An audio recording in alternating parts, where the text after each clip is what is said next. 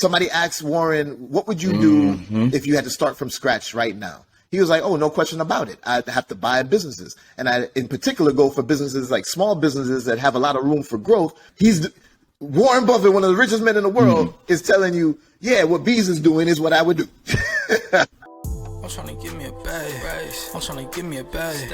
I'm trying to give me a bag. I'm trying to give me a bag. What's up? You are now listening to FY Fly the podcast, and I'm your host, Hassan Thomas, along with Remy, and we are here to share tools on how millennials can budget, save, invest, and understand student debt and credit to achieve financial freedom.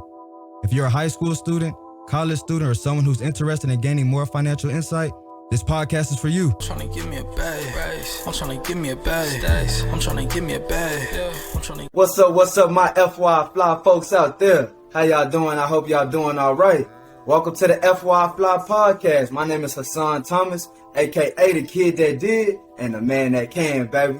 And today, we're going to be chopping up with author, TED Talk speaker, and business builder and investor, Mr. Beez, man. How you doing, boss? How you doing? Hey, my guy. I'm good, man. I'm good, bro. I'm happy to be here. It's a pleasure. I love what y'all are doing, and I look forward to talking more about what I do with buying businesses. Yes, sir, man. Yes, sir. Because really, I'm super happy to have you here because here at FY Fly, man, we really like to skip the fluff and get right into the good stuff, man. Let's go ahead and get into how we can really buy these businesses, how we can acquire these businesses with using other people's money, man. So talk to us, give us the game on that, man. So here's the key. First of all, anyone listening, I want y'all to make sure you read 3 books. These 3 books changed my life. It kind of shaped everything for me. And then, I did this in my corporate career before doing it as a full-time entrepreneur. The first book, most of y'all probably already know. Rich Dad, Poor Dad, Robert Kiyosaki. Right? That's the start. And in particular, I want you to focus on the cash flow quadrant in that book. In the cash flow quadrant, employee, self-employed, you're working in the business, you're trading time for money. Then you go to B, business owner. Now you're working on the business. You're just steering the direction of the business. You get some more time back. You're not trading time for money no more. You're trading results for money, right? But the ultimate one is the I. Yeah. That's where this is going to sit, where I'm going to explain. I is the investor quadrant. I used to think that just meant that you need to have a lot of money and then you could, put money into other people's stuff and then make money. But no, then I realized I could buy a whole business without any money.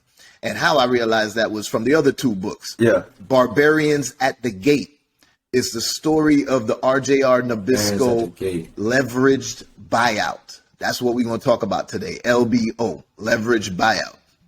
This was the largest LBO in history back in the 80s, 1980s. And it's the largest until Elon Musk I don't know if he's still going to continue with the acquisition of Twitter, but now that became that became the largest, and the RJR one is now second. Elon Musk, one of the richest men in the world, and he ain't using his money to acquire Twitter. He's using Twitter to leverage debt for him to acquire it. Right? I'm gonna break that down soon. And then the third book. The third book is Why Should White Guys Have All the Fun? I think that's the name. Why Should White Guys Have All the Fun? Read that book. What a billionaire, a man of color, and what he was doing with LBOs as well. It changed my life, right? Now, the way that I'm doing this is first of all, I'm finding motivated sellers, right? The biggest wealth transfer in history is about to go down. There's 50 million baby boomers in this country. About 12.5 million of them have businesses. And all baby boomers are retiring this decade. Now, when most people retire and they have a business, the first thing they think is, I'm going to give it to my kids. Most of the kids don't want it. or can't run it. So what ends up happening, people just shut down their business. They don't even know that they can sell it. Now, imagine if you learned these strategies from me, how to do it with no money out your pocket. And now you got 12.5 million people who are about to shut down their business. They're motivated and they're willing to be flexible on the terms with you because of their situation. They're And there's motivated, plenty for of sure. other motivated sellers. Someone that's relocating, someone that they was in it with their wife and they got divorced or whatever. There's plenty of other motivated sellers, but I love the retirees in particular, right? So now I'm gonna get a business. I'm gonna find a business for sale, and I'm only gonna look at the numbers. I don't even really care about the industry that much. Why do I say that? Because if I'm looking at the numbers, and I got 20, 40 years of tax returns. We was talking about business credit earlier. Did you know that Facts. less than 5% of businesses in the US even make it to seven figures. Okay? Less than Wow. and 80% of businesses are gone in the first 5 years. Shut down, didn't work, whatever, right? So when I'm acquiring a business, I acquire one that's at least 5 years old. It made it through that, statistical mousetrap. And they've at least made it to seven figures already. And they've made it past that statistical mousetrap, right? So now when I acquire a business, I have a better chance of success. And it got corporate credit potentially because maybe it made it to 2 million in revenue, right? And it's already multiple years old and with multiple tax returns. Corporate credit is different from business credit. No PG required, right? So now you get the head start. But let me get into how. So I find this business, let's say it's a $1 million business. Through a leverage buyout, the first thing I'm going to do in every deal that I do is something called seller financing. Seller financing is not something I made up. This is something that's common in the industry of mergers and acquisitions. This is just how it works. Sometimes it's called owner carry. The seller is going to allow me to pay as little as 10%. I've gotten it as high as 80%. So let's say 50% right now in this case. The seller's going to say you could pay 50% of that $1 million business over 5 to 10 years. So let's say 5 years at maybe 5% interest. Okay, cool. But my guy, who's paying that money?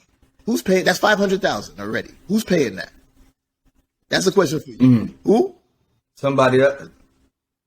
OPM, right? Somebody else. The credit. Not me. That's the first thing to say, right? The business that I acquired, that I already see the revenue and know how much money it makes, is going to be paying those monthly payments. Let me continue. Oh, the income Because I already did my due diligence. I saw how much money the business is making. I know it can afford to pay that monthly payment for that $500,000, right? Let's keep going.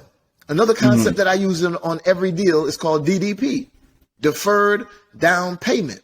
Because you may be saying, yeah, but Beez, you just eliminated $500,000, but that means I still got to come up with another $500,000. No, you don't. So I don't go and get like SBA loans because that would be in my pocket. That's money coming out of my pocket. If I go get the SBA loan, it's going to be based on me. It's going to be in my name, and I got to pay it back. I don't do that. So DDP, deferred down payment, because I still got to put the $500,000 down payment, right? The balance, not the seller finance part. So DDP allows me to get the business on day one. It's mine, but I don't have to pay you that down payment for 30 days, 60 days, 90 days, right? So through DDP, again, this is not something I made up. This is something that's common in the industry. Through DDP, day one, it's my business. Day two, maybe I go to a fintech bank. For those who don't know what fintech is financial technology. They don't lend you money based on your credit or on the business credit. They lend you money based on the transactions that the business has done. So you've been doing good money through your business. Okay, cool. We'll give you some more money, and then we'll just take a percentage out of your future transactions until it's paid off. So let's say I go to a fintech bank and I got this business, which I already saw the numbers beforehand, and they was running $200,000 a month, through their merchant processor.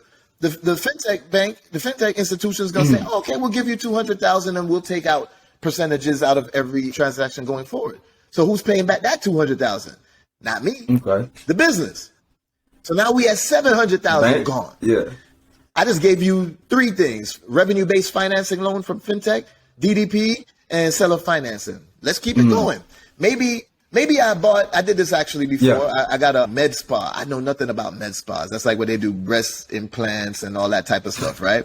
Brazilian butt lifts. But I got it. There's a doctor that he was one of the top doctors in there, but he wasn't an owner. So as I'm acquiring, I'm like, hey, would you be interested in getting some equity? He's like, yeah, I'd love that. The other owner wouldn't do that for me. Cool. Well, I'll sell you 10%, or you can earn it over time. He's like, well, I'll buy that 10% equity. Cool. So you're going to give me $100,000. And because of DDP, I'm going to now get that $100,000 to the other person, to the original seller. Now this doctor is also vested in the success of the business because he's a part owner. And maybe I'm going to uplift him to be the COO or something. So he's in charge of operations and I don't got to work in the business. You know what I'm saying? So facts, because he already invested in my program, we have a couple hundred of these things that we could do to stack the deal. I just gave you a couple, and so far we've gotten 800,000 covered. I could give you more and just keep going. I could do an earn out. I could do manufacturer spend on some corporate credit cards because I could use the company I just acquired to get corporate credit to then MS, and I'll get a 0% interest credit card for, I know the cards that give you 0% interest for like 15 months. So I'll get that liquidated and then pay the seller, and then the business is paying back that credit card. So I'm just stacking the deal with different things in order to get it all the way to zero out of my pocket for me to buy cash flow. Because that's why I'm buying that business, because I want it to pay me a minimum of 10K, 20K, 30K, 50K a month. All right. So this is the whole structure summed up, is how I structure the deal is what allows me to get it. And I'm putting debt in the company. That's this leveraged buyout for me to acquire it, for me to now get cash flow. And I rinse and repeat. And that's amazing, man. That is amazing, bro. Because I see how it works. And when I was thinking about, like, when I was, of course I was doing my research over you, you know what I'm saying? I was thinking like, man, this is how you build generational wealth in whatever you're doing. Because it sounds like it sounds like people do exactly what you're doing same thing in real estate. Listen, there's three ways to create wealth in this world. True wealth. I'm not just saying get rich. I can get rich off a Turo renting off my car. But no, I'm talking about true wealth. One, real estate. That's tried and true through history. Two, the financial markets. That's your stock, your Forex, your even your crypto. And three is owning a business, whether you buy it or build it, owning a business. Those three things, you got to do one, if not all three, to create true wealth. Thanks. Warren Buffett, he has Berkshire Hathaway, and that's what they do. They go and buy businesses, right? And somebody asked Warren, what would you do if you had to start from scratch right now? He was like, oh, no question about it. I have to buy businesses. And I, in particular, go for businesses like small businesses that have a lot of room for growth, so I could just do different things to it to make it more valuable than I sell it, right? Warren Buffett, one of the richest men in the world, is telling you, yeah, what Beez is doing is what I would do.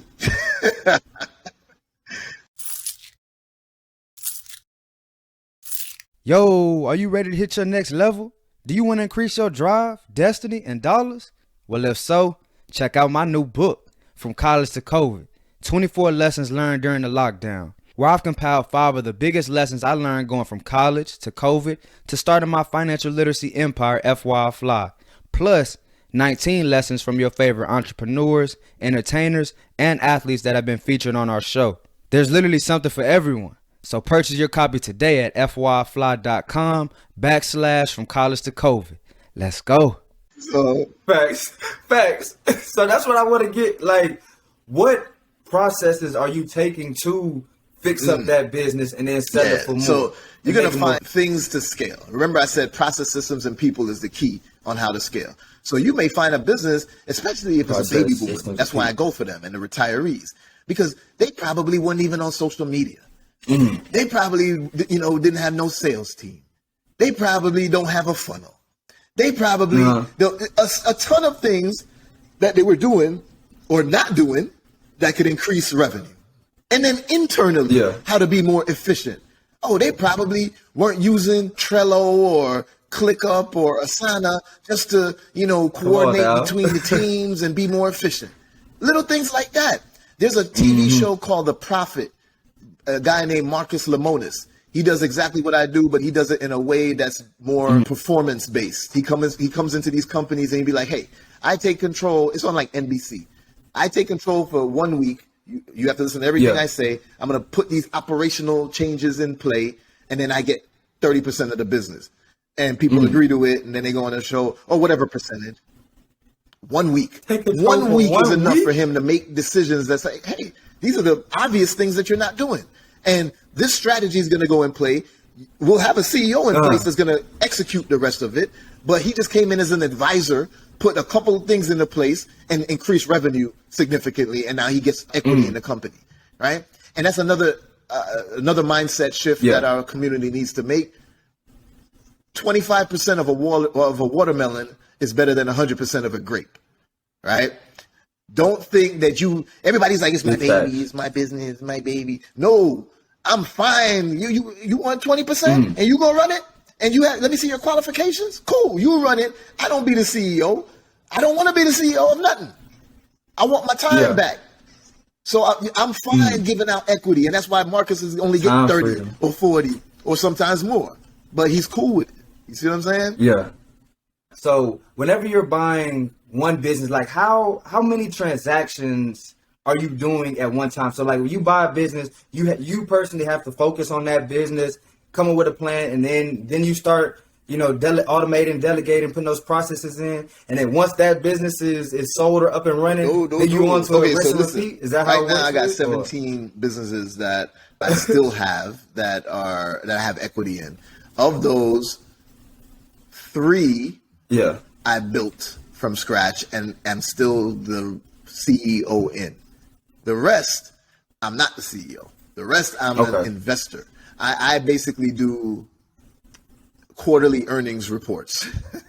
That's my role, right? I come in and, I'm acquiring a business that has key employees that I can uplift and have them helping to run. I put people in place to do management of other things, right? I get reports to see how did we do during Q1, Q2, whatever. I do come in and say, hey, you know what? We need a automated funnel. I'll let my guy over here, who's one of my entrepreneur friends, that they do that for their business. And then, I'm just, connecting the dots with certain stuff, but I ain't working in it. You know what I'm saying? So because of that, I'll go, once I get one and get the people in place, I may be acquiring 2 or 3 at the same time, right? Right now, I also I have an acquisition consultation program. A lot of my wealthy entrepreneur friends were coming to me and they were like, man, Beez, I love this, man. I want to do it too. I was like, no problem. You could learn the videos, watch the videos, learn how to do it. Cause I can't teach everybody individually. So that's why I got it all in my mentorship and whatnot, but they're too busy and don't want to do it themselves. They were like, I want you to do it for me. Well, why would I get the business 0% out of $0 out of my pocket and out of your pocket and then give it to you? I might as well keep it if I do all the work for it. So I started a consultation program where I was like, okay, you got to have some skin in the game. You pay me an initiation fee to get the work done. You come with 10 to 20% liquidity. I'll negotiate it down to 80 or 90%, zero out of your pocket. Then I turn it over to you and I get a success fee. So that program, that's been blowing up recently, and I could only do but so many of those, but I'm doing a lot at the same time because it's multiple clients. I love that. It makes sense, man. You get the upfront fee, and then when you get the result, and you can use the business to pay the success fee, amazing. So it's not coming out of your pocket again, too. But I need the client, to have some skin in the game. That's why they got to come up with 10 or 20% liquidity. So that program is more for people who, they have some liquidity. They're looking for a good ROI on their investment, and this is the perfect one.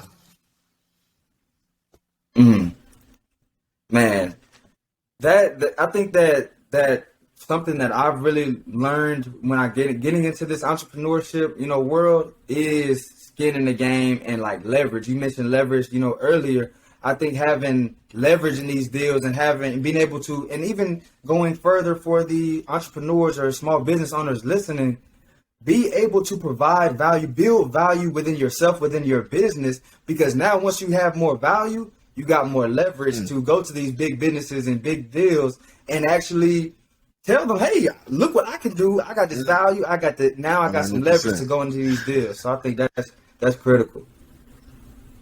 Man, can you tell us like one of the biggest business flips you ever done? You know, tell us like a crazy story. Crazy there's business a strategy that we use in my community, the BBI. It's using private equity firms. So I'm giving y'all some secrets right now. You know, only because it's my guy here. You know. It's okay. Cause, right? Yes, sir. So we use private equity facts. firms, where private equity firms will tell you what they want to acquire. They'd be like, hey, we acquire companies actively that are 10 million or more EBITDA. Don't worry about what all that is right now. With X amount of employees and blah, blah, blah, blah, blah, all of this stuff, right? Then I have a whole bunch of strategies on how to find businesses for sale. So now you get an agreement with the private equity firm. You sign like a agreement where they'll give you a finder's fee. Now it's like wholesaling real estate. Sound like wholesaling. You know what I'm saying?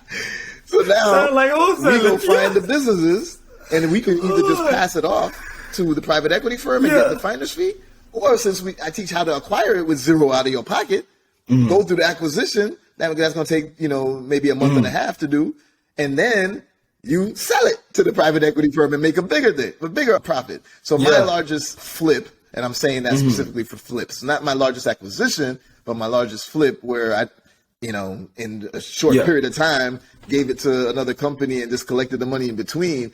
I made about $4 million off of that. That was you know what I'm saying? I don't even like saying numbers. My Lord. I don't want people to see but I love that Facts. you can, I feel you know the stealth wealth. showing what's possible is important to me, right? Because a lot of times when I explain this stuff to people, they're like, "Oh wow, 100%. you're a genius.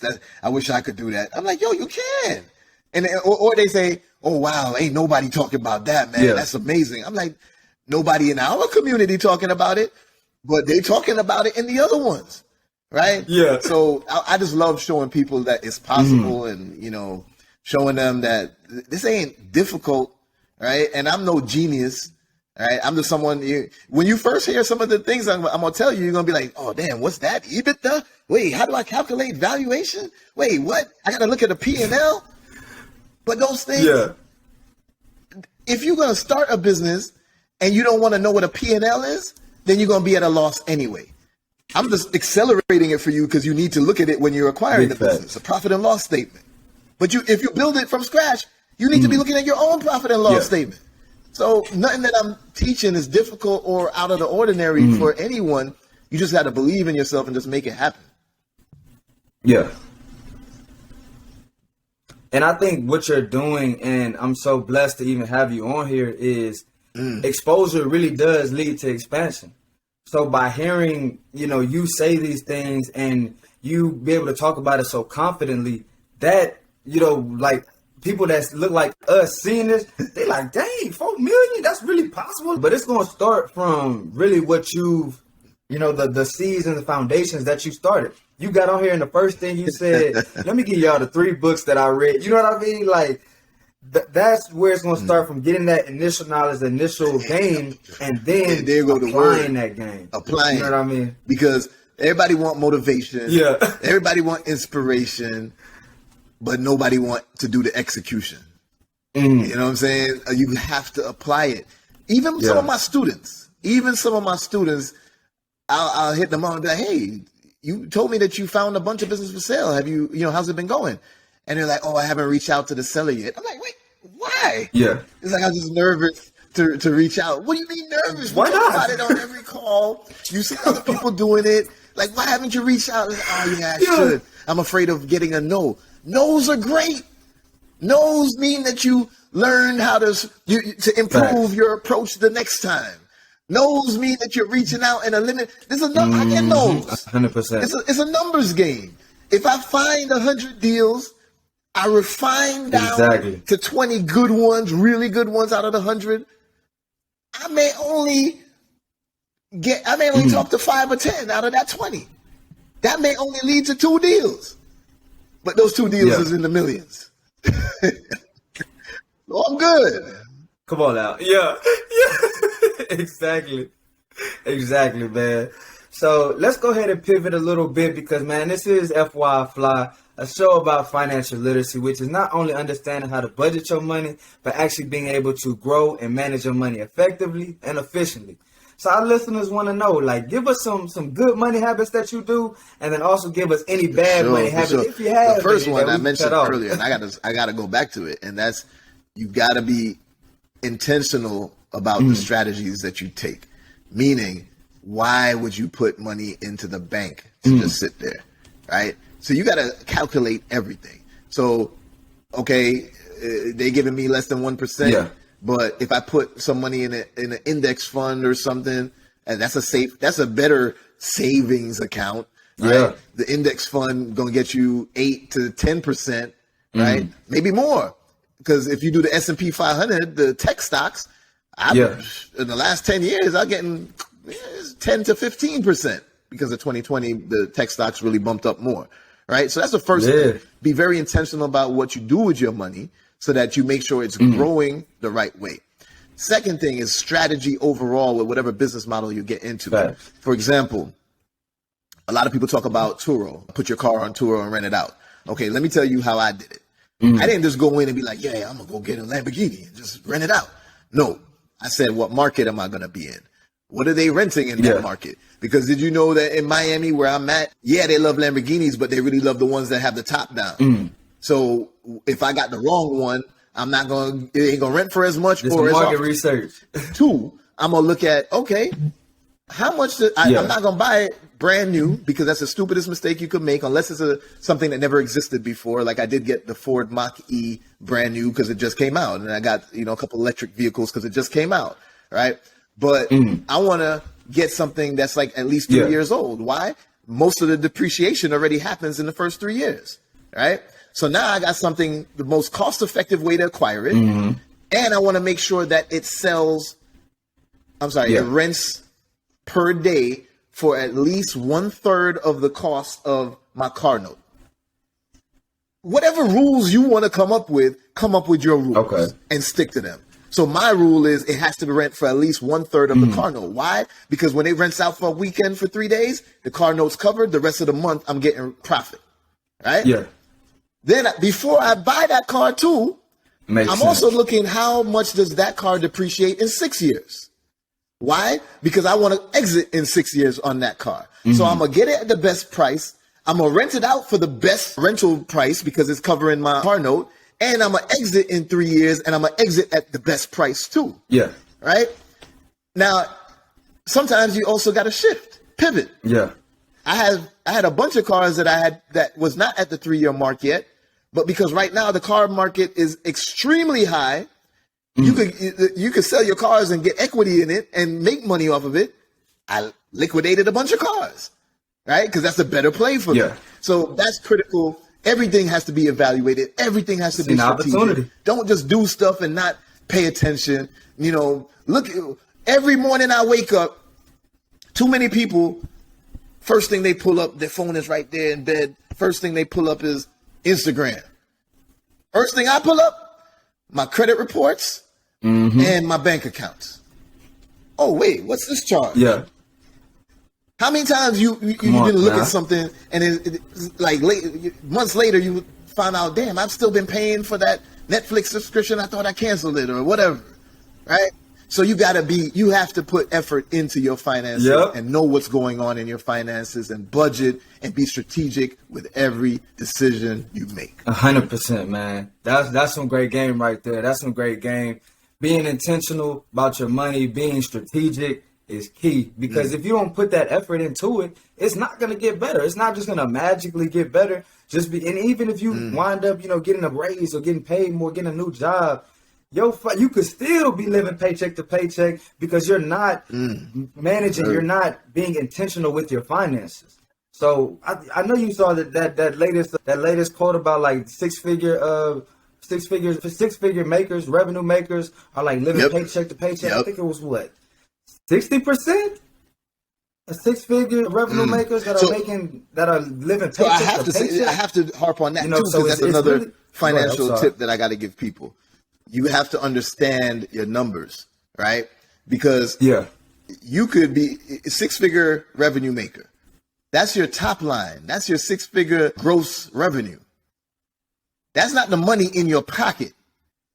So if you're in an industry that has a low profit margin, you need to know that, right? Because I bought I was looking at a business to buy that was, and I'm going to make up the numbers just to show you the kind of ratios, but let's say it was generating revenue of $12 million a year. Okay. But yet the EBITDA, which is like your net profit overall after all expenses and everything is paid, was like $300,000. I was like, what? Okay. That's insane. That's a stupid profit margin. Why would I get into that? Or I at least need to know more of what's going on, because maybe there's certain things I can do with it, but I need to be very intentional. So stop listening when people talk about, you can make $5 million too. Yeah, but how much of that you keeping? I need to know that too, so I know if this is the right business model for me to get into. Yeah, facts. Yes, sir. Facts. It's not about how much you make. It's about how much you can keep. For real. In personal finance and business. Facts. So I got one more question for you, boss man. I'm gonna read you 2 quotes, and I need you to tell me which one is more accurate in your opinion. All right. All right, bet. So the first question is, or the first quote is, "More money, more problems," like Biggie. And then the second one is, "Money can't buy happiness." I'd have to say the second. Which one do you think is more accurate in your opinion? Because I don't really believe more money, more problems. Okay. I believe more money, different problems. We just have a different set of problems that come up. People think you don't got no problems, but you do. And I think Biggie was really trying to say, nah, I got more new problems. Yeah. I think that's more so what he was trying to say. Right. But the other quote, say the quote again. Let me make sure I'm getting it. Gotcha. Yeah, that's 100%. Money can't buy happiness. Because honestly, you could, the new set of problems you're going to come up with, what if somebody's suing you? What if the IRS after you?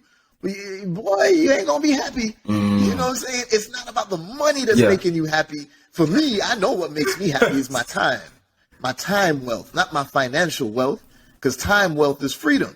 Okay. So money becomes a tool to get to my happiness, but it wasn't the money that made me happy. The time made me happy.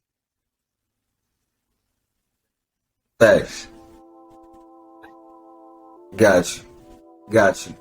Man, thank you so much for coming on and dropping gems and dropping this information on the FY Fly podcast, man. Yeah, let them know where to so reach listen, you. If you got any final words for them. Beez, again, Business Builder Beez, Business Buyer Beez. But you can find me on IG at Business Builder Beez. Make sure you don't have no S in there, like Business Builders Beez, because there's some scam pages out there that's trying to, I don't know why they be going so hard with those, man. And people shouldn't be falling for that. I will never ask you, hey, hit me up on WhatsApp. Nah, I don't got no time for you to hit me up like that. So, don't fall for those things. But yeah, find me on Instagram, find me on TikTok, 12-figure Beez, find me on LinkedIn. Listen, I bet you most people don't say LinkedIn, right? But find me on LinkedIn because I'm a professional.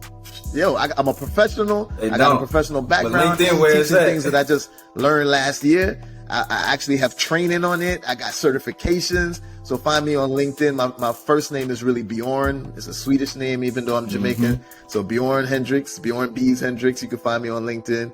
But yeah, just holler at me anytime. And, I'm happy to help. I just want more people in our community, especially talking about buying businesses and executing on it. Let's go. Thanks. Big key to execution, man. Thank you so much.